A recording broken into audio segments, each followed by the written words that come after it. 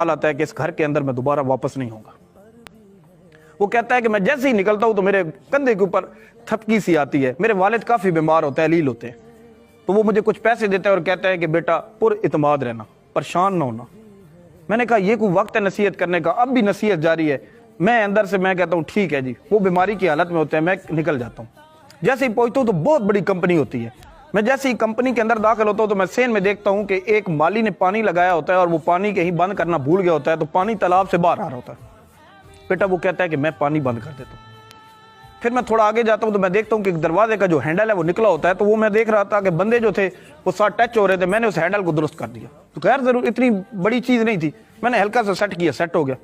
میں اندر گیا تو میں نے دیکھا کہ کئی غیر ضروری پنکھے اور لائٹیں آن دی، میں نے بند کر دی جو غیر ضروری تھی۔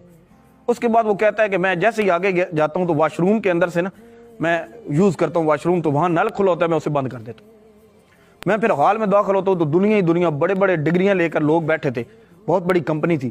مجھے تو وہاں اپنے آپ کو بڑا میں حقیر سمجھنے لگ گیا۔ میں نے کہا کہ میرے پاس تو کوئی اتنی ڈگری ہی نہیں، نالج ہی نہیں۔ لوگ اندر جاتے تھے، چند منٹ اندر جاتے تھے، واپس آ جاتے، چند منٹ اندر جاتے تھے، واپس۔ میں کہہ رہا تھا کہ اگر یہ اتنی جلدی آ رہے ہیں میرا کیا بنے گا؟ ریجیکٹ ہو کے آ رہے تھے۔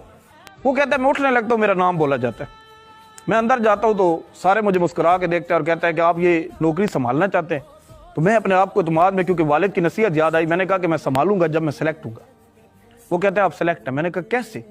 انہوں نے کہا کہ آپ نے نہیں دیکھا، جو آپ نے نل بند کیا، جو آپ نے سین میں پانی بند کیا، جو آپ نے وہ ہینڈل ٹھیک کیا، آپ نے غیر ضروری بتیاں بند کی، ہم سارا دیکھ رہے تھے۔ آپ ایک ذمہ دار آدمی ہیں۔ کہتا ہے کہ میرے اس ٹائم اپنے والد کی نصیحت یاد آتی ہے، میرا دل تڑپتا ہے اور خواہش ہوتی ہے کہ میں بھاگ کر گھر جاؤں اور اپنے والد کے سینے سے لگ جاؤں۔